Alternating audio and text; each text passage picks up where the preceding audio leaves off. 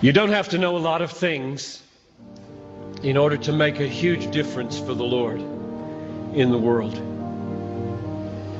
But you do need to know a few things that are great and be willing to live for them and die for them. People that make a difference in the world are not people who have mastered a lot of things. They are people who have been mastered by a very few things that are very, very great. If you want your life to count, you don't have to have a high IQ and you don't have to have a high EQ. You don't have to be smart. You don't have to have good looks. You don't have to be from a good family or from a good school.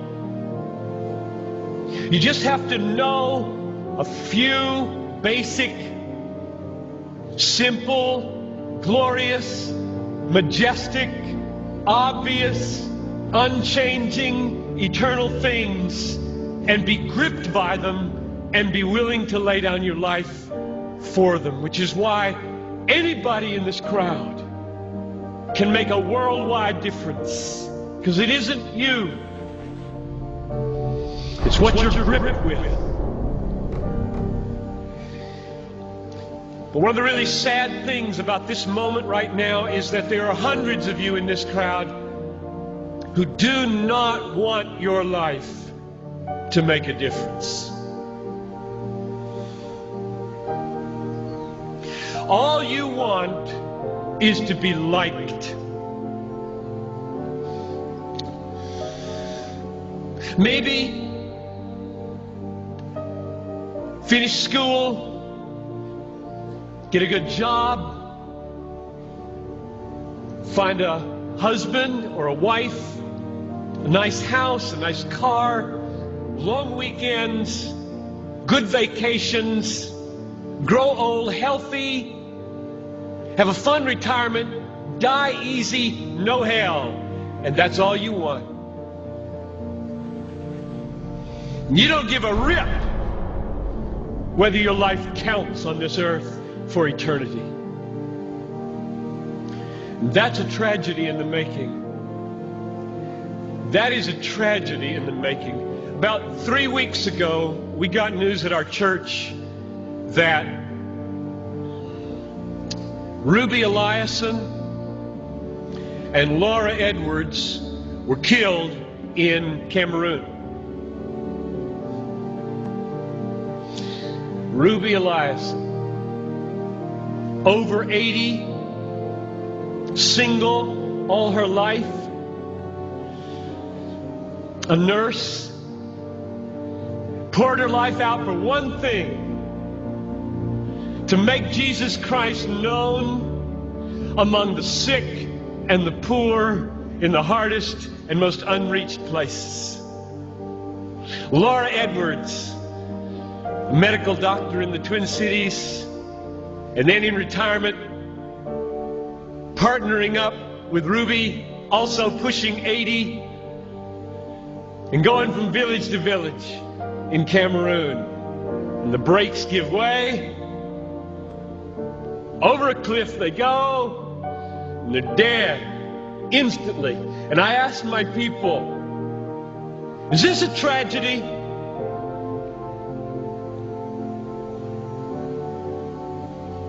Two women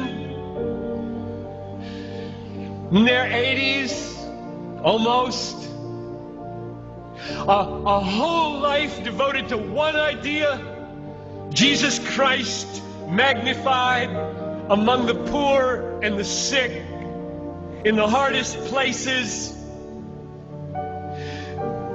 And 20 years after most of their American counterparts had begun to throw their lives away on trivialities in Florida and New Mexico, fly into eternity with a death in a moment. Is this a tragedy? I asked. It is not a tragedy. I'll read you what a tragedy is. I've got a little article here from Reader's Digest. You don't read Reader's Digest, I know that. But there is a generation who does. This is a tragedy.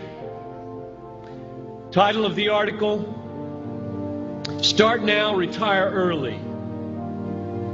February 1998. Bob and Penny took early retirement from their jobs in the Northeast 5 years ago when he was 59 and she was 51. Now they live in Punta Gorda, Florida, where they cruise on their 30-foot trawler, play softball, and collect shells. That's a tragedy. That's a tragedy. And there are people in this country that are spending billions of dollars to get you to buy it. And I get 40 minutes to plead with you, don't buy it. With all my heart, I plead with you, don't buy that dream. The American dream. A nice house, a nice car, a nice job, a nice family, a nice retirement, collecting shells. As the last chapter before you stand before the Creator of the universe to give an account with what you did.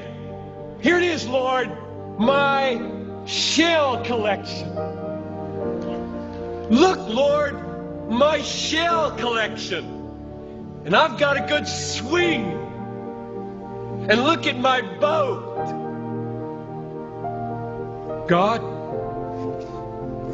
look at my boat, God.